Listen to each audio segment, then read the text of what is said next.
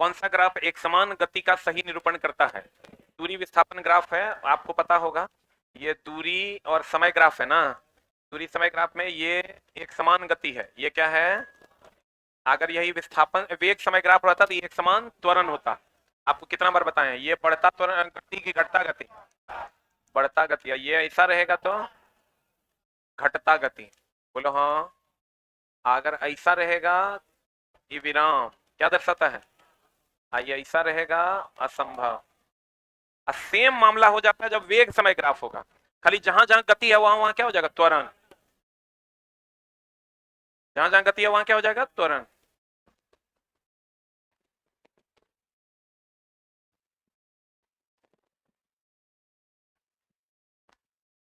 पढ़े? पढ़े?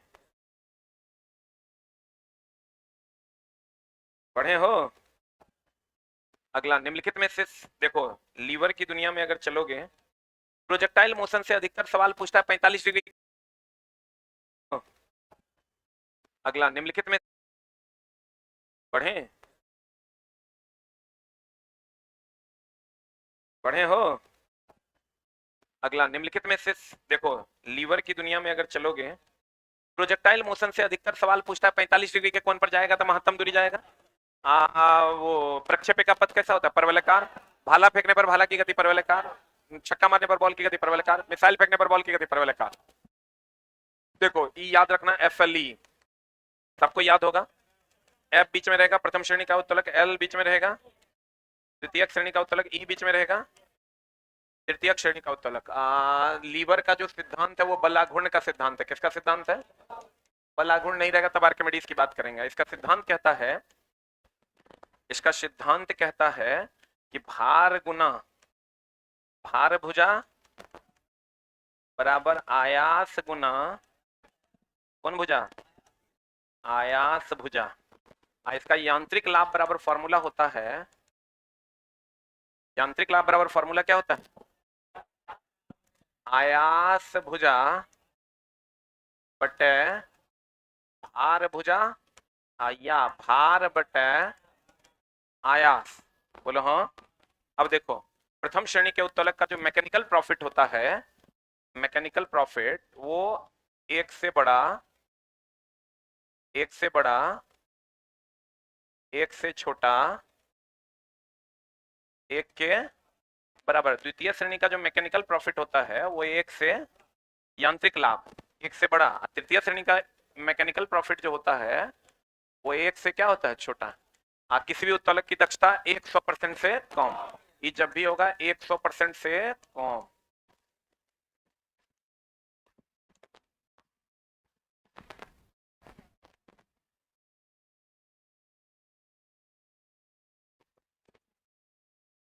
उत्तोलक बलाघूर्ण के सिद्धांत पर काम करता है। पूरा उत्तोलक यही है ना रे? FLE प्रथम श्रेणी का उत्तोलक जब F बीच में रहेगा, द्वितीय श्रेणी का उत्तोलक L बीच में रहेगा, तृतीय श्रेणी का उत्तोलक E बीच में रहेगा।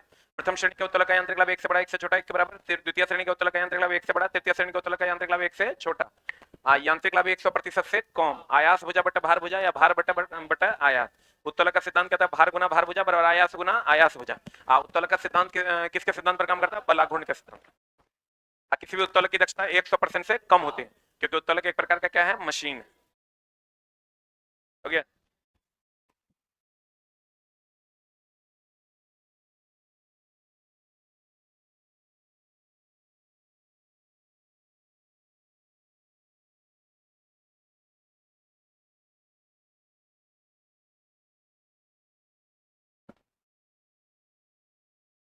हो गया?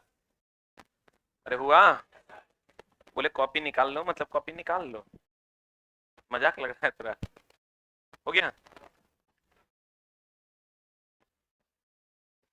ये समझ लो। चला, हम लोग, आप लोग ड्राइवर का तैयारी कितने दिन से? लगभग 2-3 साल से कर रहे हैं।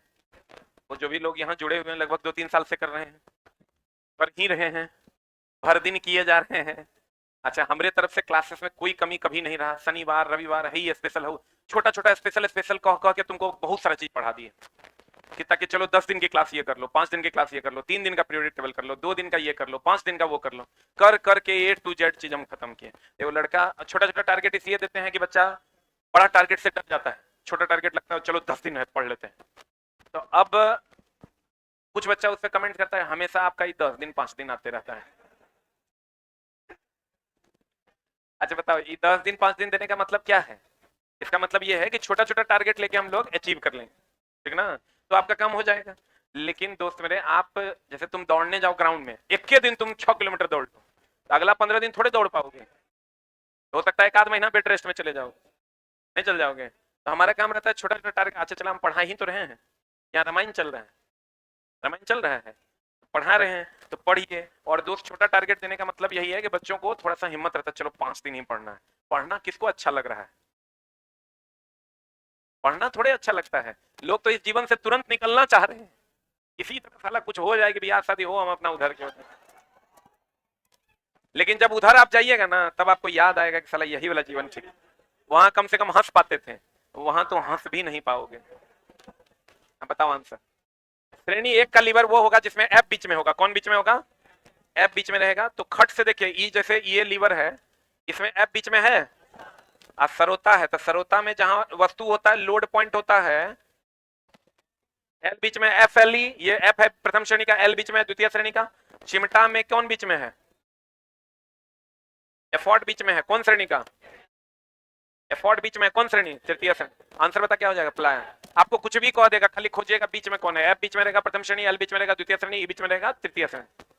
और तौल की दक्षता 100% से कम। यांत्रिक लाभ के लिए बताओ, अभी तुरंत बताए थे फॉर्मूला। आयास बटा भार की भार बटा आयास, भार बटा आयास। और भुजा के टर्म में जाओगे, आयास भुजा बटा भार भुजा। सही है। रॉकेट भाई सब समझो चला, फिक्स क्वेश्चन है। अब खाली ये नहीं देखना कि ये जो सर पढ़ाए 10 दिन ओकरा से लड़ा कि नहीं लड़ा, और लड़ा मतलब इसके जा ठीक पढ़ाता है, नहीं लड़ा मतलब सब खत्म। 5 साल से बेकार है ना पढ़ा रहे हैं, 19 के बाद अभी तक पढ़ा रहे हैं अगले एलपी के लिए, वो सब खत्म। अभी चला हम तुमको सिर्फ रिवीजन करवा रहे हैं, ठीक है, और कोशिश कर रहे हैं कि तुम्हारा कंप्लीट ओवरऑल कर दें। रॉकेट का देखो, न्यूटन का नियम से जो क्वेश्चन पूछता है उसमें सबसे इंपॉर्टेंट है संवेग संरक्षण का सिद्धांत। संवेग संरक्षण के सिद्धांत पर रॉकेट भी है, रॉकेट भी है, बंदूक भी है, नाव भी है। कौन है? नाव है, महाभी भी है, सबको पूछा जाता है। ऊर्जा संरक्षण का सिद्धांत सबको पता होगा। द्रव्यमान संरक्षण का सिद्धांत कौन दिया था? लेबोजियर दिया था। डाल्टन का भी योगदान था। रॉकेट की अगर हम बात करें, रॉकेट में क्रायोजेनिक इंजन लगा होता है। कौन इंजन लगा होता है? रॉकेट में क्रायोजेनिक इंजन लगा होता है। रॉकेट में कौन इंजन लगा होता है? क्रायोजेनिक इंजन लगा होता है। एगो पूछता है थर्मोकपल, अरे यार, थर्मोकपल किस सिद्धांत पर काम करता है? सीबेक प्रभाव पर। किस पर काम करता है? सीबेक प्रभाव पर काम करता है। थर्मोस्टेट, थर्मोस्टेट ताप नियंत्रण के लिए जिम्मेवार है। किसके लिए जिम्मेवार है? ताप नियंत्रण के लिए जिम्मेवार है। कौन? थर्मोस्टेट। एक होता है पायरोमीटर। पायरोमीटर सबको पता है, उच्च ताप की निम्न ताप। ये सब फिक्स क्वेश्चन है, खूब पूछता है। पायरोमीटर क्या हो जाएगा? उच्च ताप, 800 डिग्री सी से अधिक। थर्मोस्टेट क्या करता है? मशीन के तापमान को नियंत्रित करता है, शरीर के ताप को नियंत्रित करता है, हाइपोथैलेमस। सही है ना? फादर ऑफ केमिस्ट्री कौन थे? लेबोजियर।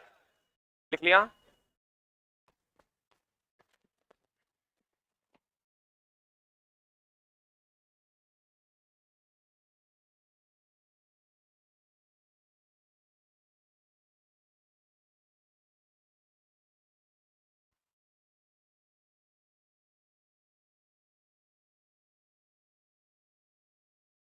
हो गया? अब देखो, न्यूटन का नियम का जो क्वेश्चन पूछता है तुमको, सबसे पहले तो न्यूटन के नियम से क्वेश्चन वही है, क्या बोलते हैं उसको, न्यूटन का नियम। न्यूटन का नियम की अगर हम बात करें तो प्रथम नियम, पहला नियम, प्रथम नियम किसको क्या करता है? बल की परिभाषा। दूसरा नियम, द्वितीय नियम, द्वितीय नियम बल का सूत्र। बल के सूत्र में भी ध्यान रखना, इस पर न्यूमेरिकल खूब पूछता है। F बराबर एम ए, या एम ए के जगह पर v minus you by T, अभी तुरंत पढ़ाए हैं। संवेग में परिवर्तन बटा समय, यानी संवेग में परिवर्तन की दर। तृतीय नियम की अगर हम बात करें तो ये पूछेगा बल की प्रकृति। बल की क्या प्रकृति? बल कभी अकेले नहीं होता, जिस पर एक्शन होगा उस विपरीत पर रिएक्शन होगा। बल हमेशा जोड़े में होता है। प्रथम नियम से बल की परिभाषा, दूसरे से बल का सूत्र, तीसरे से प्रकृति। प्रथम से बल की परिभाषा, दूसरे से सूत्र और तीसरे से बल की प्रकृति।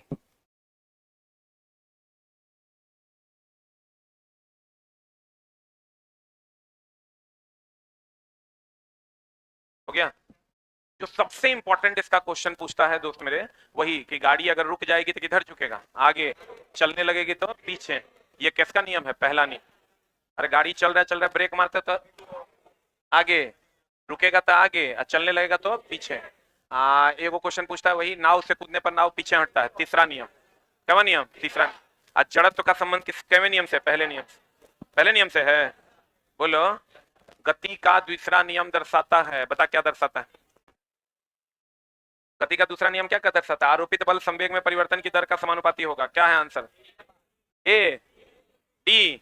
किसी वस्तु की गति परिवर्तन की दर शुद्ध बल की दिशा में वस्तु पर लागू शुद्ध बल के अनुपातिक होगा।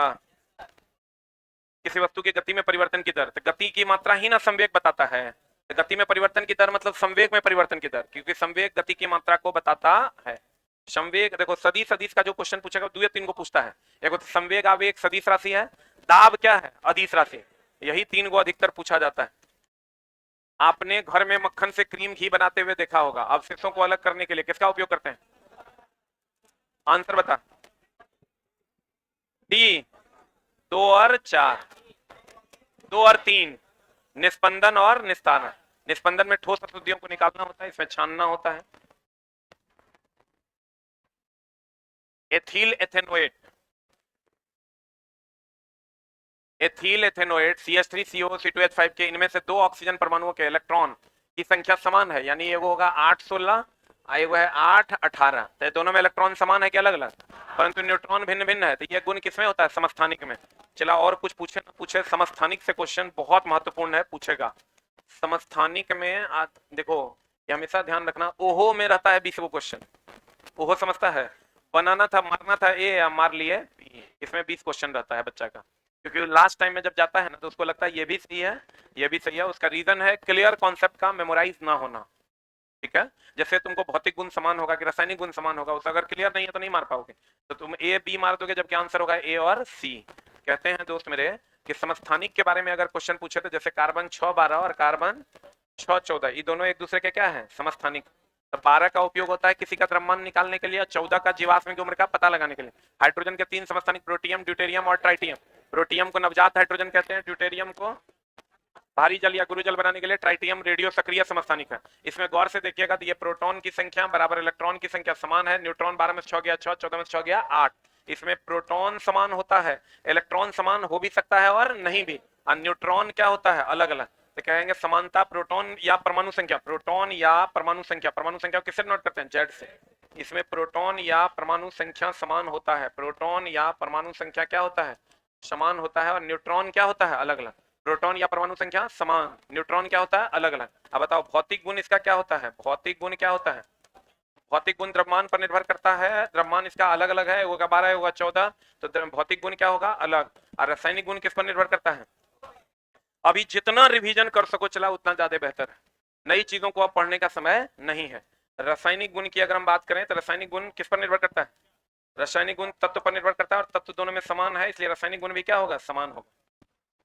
एकदम याद रखना, रासायनिक गुण किस पर निर्भर करता है? तत्व पर। तत्व समान तो रासायनिक गुण क्या होगा? समान। सिर्फ रिवीजन करो, ये कभी नया चीज पढ़ने की जरूरत नहीं है। अब समय समाप्त।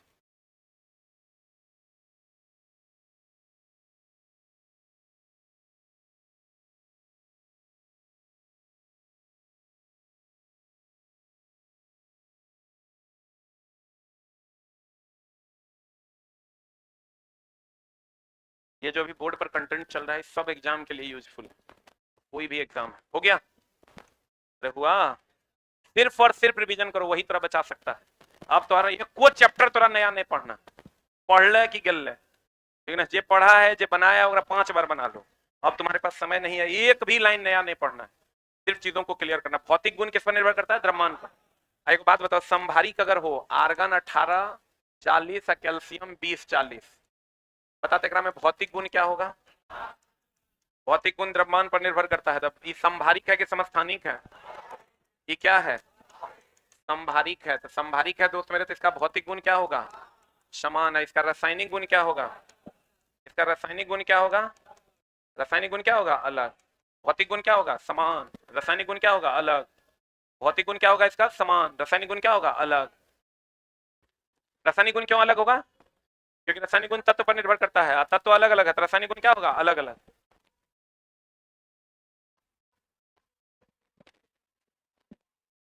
ये चैप्टर अब नहीं पढ़ा, उन्हें पढ़ा, अब पलटो नहीं, पढ़े।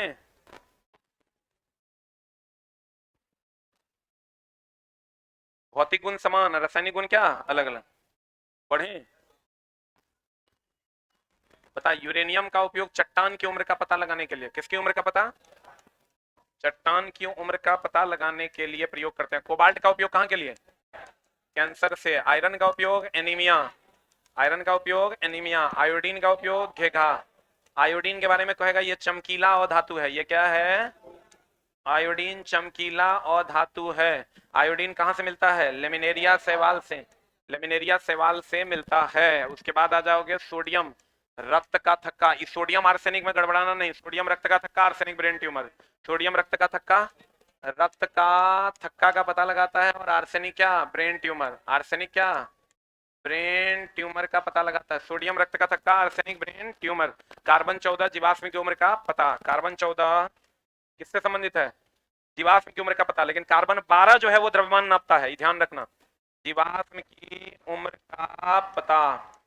और दोस्त मेरे, कार्बन 12 जो है वो किसी का भी द्रव्यमान नापने के लिए प्रयोग किया जाता है। कार्बन 12 द्रव्यमान नापने के लिए, एकदम याद रखना, दोनों में डिफरेंस है। कार्बन 14 जीवाश्म की उम्र का पता, कार्बन 12 द्रव्यमान नापने के लिए प्रयोग करते हैं। कार्बन 14 जीवाश्म की उम्र का पता, कार्बन 12 द्रव्यमान नापने के लिए। आयोडीन चमकीला होता है, लेमिनेरिया शैवाल से प्राप्त होता है। आयोडीन चमकीला होता है और लेमिनेरिया शैवाल से प्राप्त किया जाता है। आयोडीन चमकीला होता है और लेमिनेरिया शैवाल से प्राप्त किया जाता है।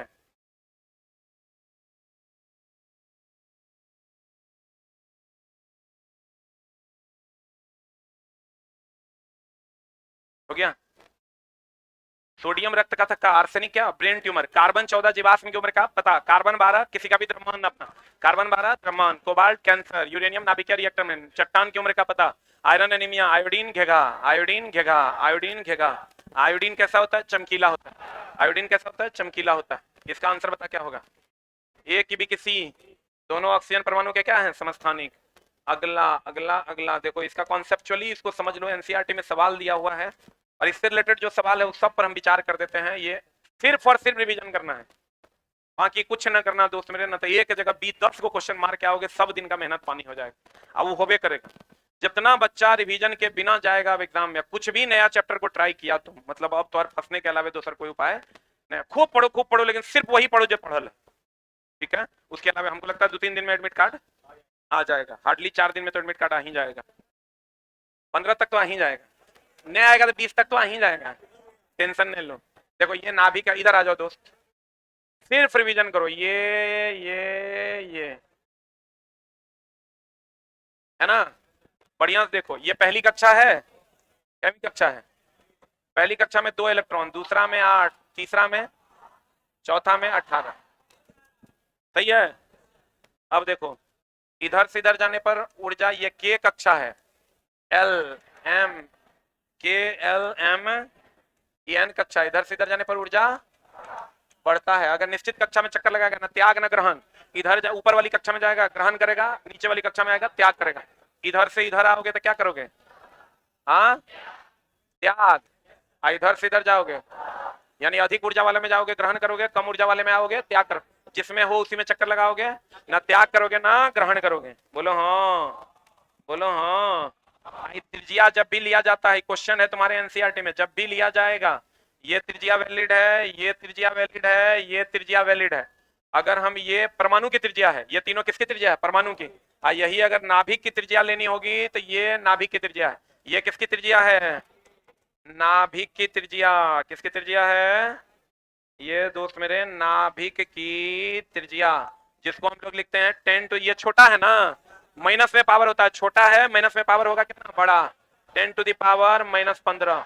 इसी को कहते हैं एक फर्मी या फेम्टो। आई जो परमाणु की त्रिज्या है ये होता है 10⁻⁻10 मीटर। इसी को कहते हैं एक एंगस्ट्रॉम। ये ध्यान देना, ये एनसीईआरटी में सवाल दिया हुआ है, इसलिए एकदम आराम से जो भी त्रिज्या होगा वो इसके यहाँ केंद्र से जाएगा। कहां से जाएगा?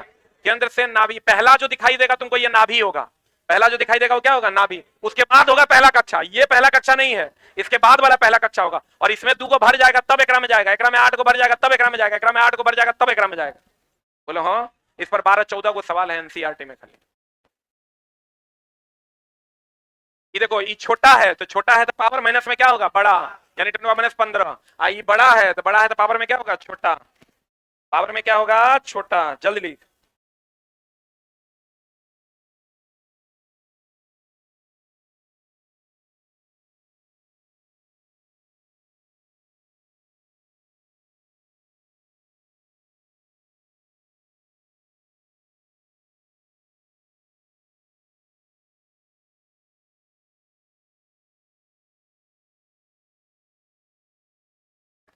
हो गया?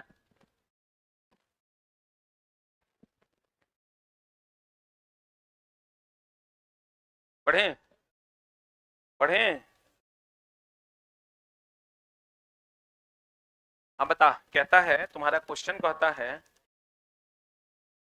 चित्र में कौन सा परमाणु बोर मॉडल का सही क्रम है? पहला वाला में 2 गो होना चाहिए, एकरा में 1 2 3 4 है, एकरा में 2 गो है, एकरा में 2 गो है। अगर दूसरा चेक करो, दूसरा 8 गो से 8 या 8 से कम होना चाहिए। 1 2 3 4 5 ये सही है? ये तो गलत है ना, ये गलत है। ये देखो सही है, गलत है। 1 और 3 इज द राइट आंसर। अच्छा गलत चुनना है, 2 और 4 इज द राइट आंसर। गलत चुनना है 2 और 4। एक तत्व के नाभिक में 15 प्रोटॉन और 22 न्यूट्रॉन है। एक कोई तत्व है जिसमें 15 प्रोटॉन है, न्यूट्रॉन मान लो ये एकदम ही घुमा फिरा के देता है। एक बढ़िया से देख लो, इससे बाहर क्वेश्चन नहीं जाएगा। ये अगर मान लो कोई तत्व है सोडियम 11-23, यहाँ जो होगा वही परमाणु संख्या होगा, वही प्रोटॉन होगा, इलेक्ट्रॉन भी होगा। खाली इलेक्ट्रॉन में ध्यान रखना, यहाँ जाएगा प्लस तो उतना माइनस कर देंगे, जितना माइनस उतना प्लस कर देंगे। और जो यहाँ होगा वो परमाणु भार होगा। और न्यूट्रॉन कभी कभी देखो इसका नोटेशन से क्वेश्चन आता है, एन बराबर फॉर्मूला हो जाता है ए माइनस जेड, न्यूट्रॉन बराबर ए माइनस जेड। कभी कभी इसका एन बराबर हो जाता है ए माइनस पी। ई पर कोई क्वेश्चन नहीं मिलेगा तुमको। यहां से अगर ए क्या है? परमाणु भार। जेड क्या है? परमाणु संख्या। बड़ा छोटा छोटा मिस्टेक होगा तुम्हारा। कहां मिस्टेक होगा? ए और जेड में तुम मिस कर जाएगा। ए एटॉमिक नंबर नहीं है, ए एटॉमिक वेट है, ए एटॉमिक वेट है, ए एटॉमिक वेट है। और जेड परमाणु संख्या है। जेड क्या है? परमाणु संख्या है। जेड क्या है? परमाणु संख्या। जेड क्या है? जेड क्या है? परमाणु संख्या। जेड क्या है? परमाणु संख्या। जेड क्या है? परमाणु संख्या। जेड क्या है? इसी में डाउट खा जाओगे तुम, अब मार दोगे, गड़बड़ा जाओगे। ए क्या है?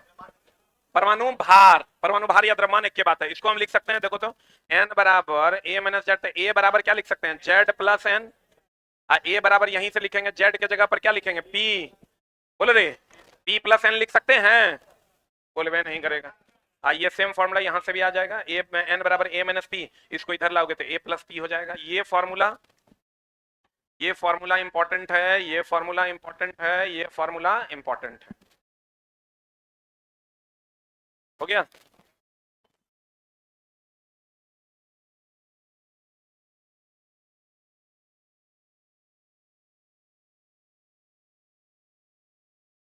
हो गया?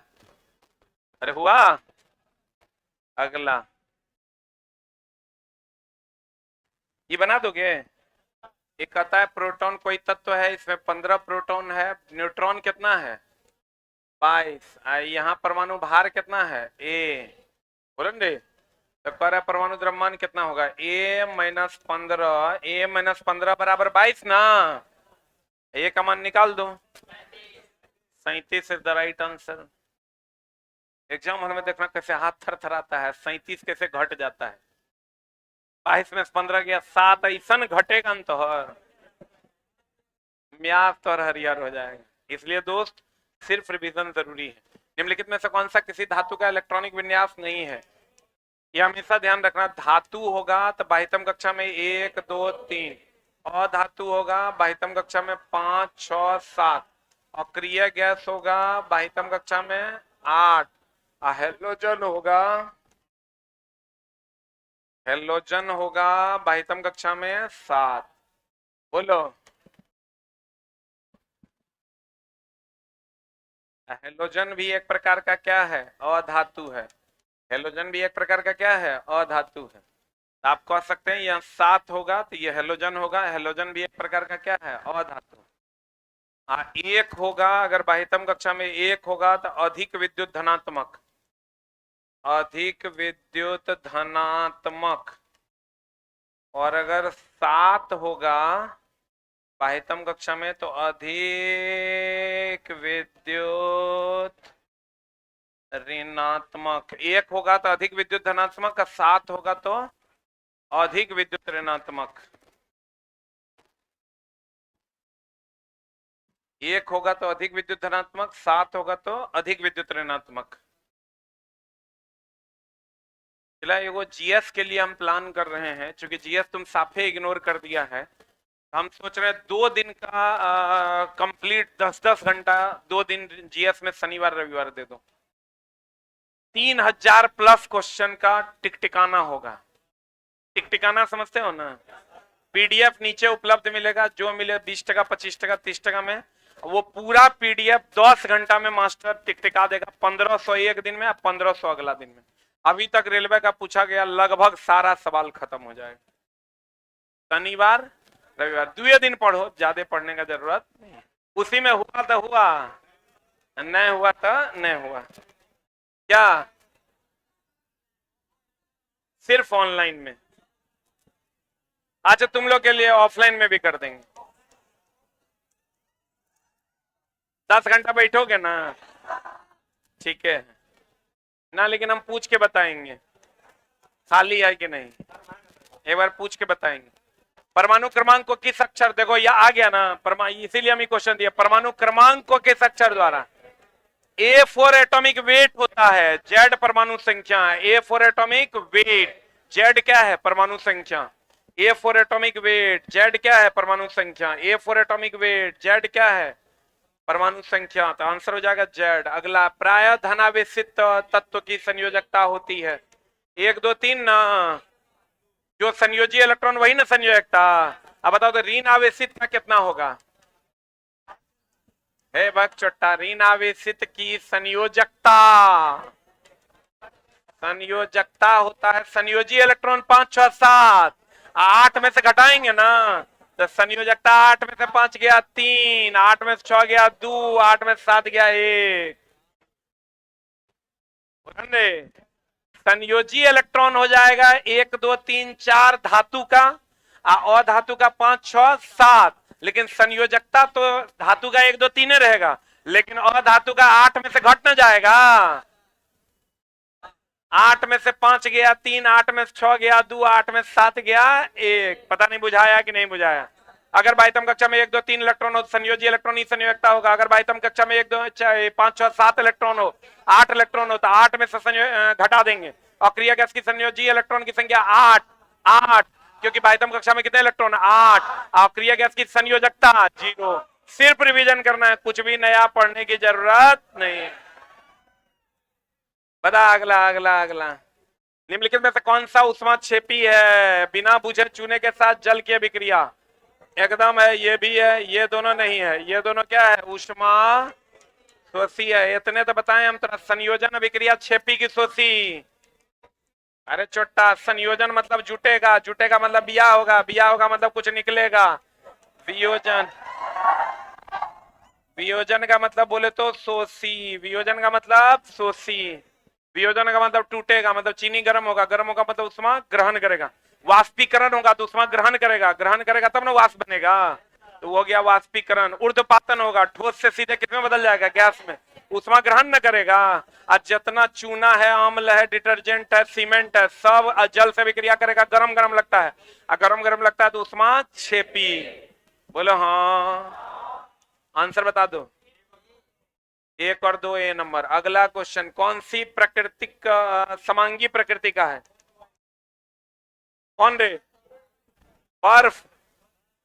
और कौन? वायु। इस समांगी, समांगी जो समान रूप से मिल जाए, विसमांगी जो समान रूप से ना मिले।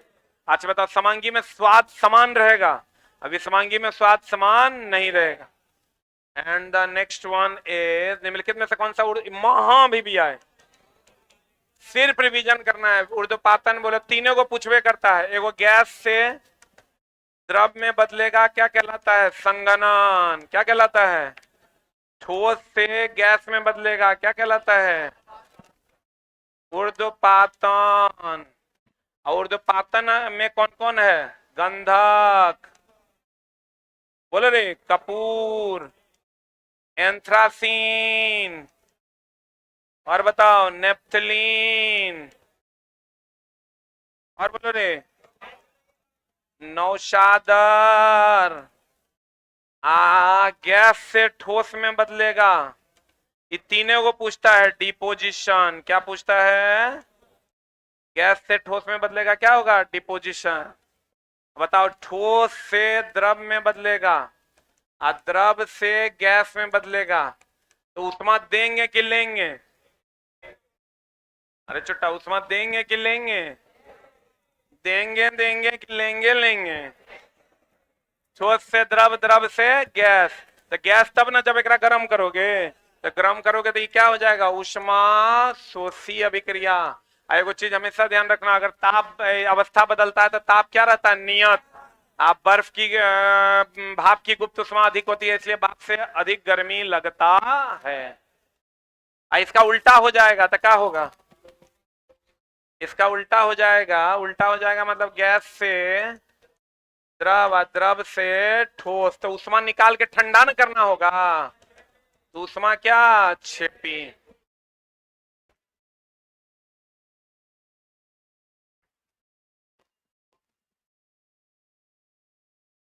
संयोजन, संयोग करेगा, संयोग करेगा तो कुछ देगा, देगा मतलब ऊष्मा छिपी। वियोजन मतलब टूटेगा, जैसे चीनी को टूटना है तो गर्म करना होगा, गर्म करेगा मतलब ऊष्मा ग्रहण करेगा, ऊष्मा ग्रहण करेगा मतलब ऊष्मा शोषी। बोलो हाँ।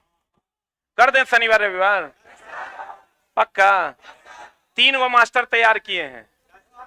देख लेते हैं। सिर्फ उनको बोले हम टिकटिकाइए अपना धुन, बच्चों पढ़ेगा, आप भी पढ़िए, ठीक ना? अनाधुन टिक टिक टिक टिक टिक टिक टिक टिक, 1 घंटा में 100, 150, 125, वो स्पीड रहेगा, ठीक ना? कर लेगा ना? आज जितना अभी तक का रेलवे का पूछा गया क्वेश्चन है उसको एक बार रिवाइज करा। फसलो तो फसलो, नहीं तो गेल लो तो गेल लो। समान वृत्तीय गति के लिए भौतिक राशियां स्थिर रहती है, चाल भी और गति जुड़ जावे। एगो चीज ध्यान रखना, वृत्तीय गति में वेग की दिशा स्पर्श रेखा की दिशा में होती है, जबकि त्वरण और बल की दिशा किधर की ओर होती है? केंद्र की ओर। ये पता है ना? अब जब भी चक्का उठेगा, कौन चक्का पहले उठेगा? अंदर वाला, अंदर वाला। बाहरी पहिए पर बाहर की ओर पलट जाएगा। और कोई ग्रह अगर चक्कर लगाएगा तो अभिकेंद्र का बल गुरुत्वाकर्षण बल के बराबर, गाड़ी चक्कर लगाएगा अभिकेंद्र बल घर्षण बल के बराबर, इलेक्ट्रॉन चक्कर लगाएगा अभिकेंद्र बल विद्युत आकर्षण बल के बराबर। क्योंकि इलेक्ट्रॉन प्रोटॉन में कौन बल? विद्युत आकर्षण बल। ग्रह रहेगा तो कौन बल? गुरुत्वाकर्षण बल। गाड़ी रहेगा तो घर्षण बल। धागे में पत्थर बांध देंगे तो अभिकेंद्र बल तनन बल के बराबर। कोई भी पिंड अगर वृत्तीय पथ पर घूम रहे तो उसे अभिकेंद्र बल चाहिए। अगर वक्र पथ पर कोई पिंड ढालनुमा सड़क पर घूम रही है तो उसे कौन बल चाहिए? अभिकेंद्र बल। कौन बल? अभिकेंद्र बल। वक्र पथ को ढालनुमा बनाया जाता है ताकि अभिकेंद्र बल मिल सके। अधिकतम सुरक्षित चाल द्रव्यमान पर निर्भर नहीं करता, करता है। अगर गाड़ी पलटेगा तो अंदर वाला पहिया पहले उठेगा, गाड़ी बाहरी चक्के पर बाहर की ओर पलट जाएगी। एक समान चाल से वृत्तीय गति पर चल रहा है, चाल और गति ऊर्जा में कोई परिवर्तन नहीं होगा।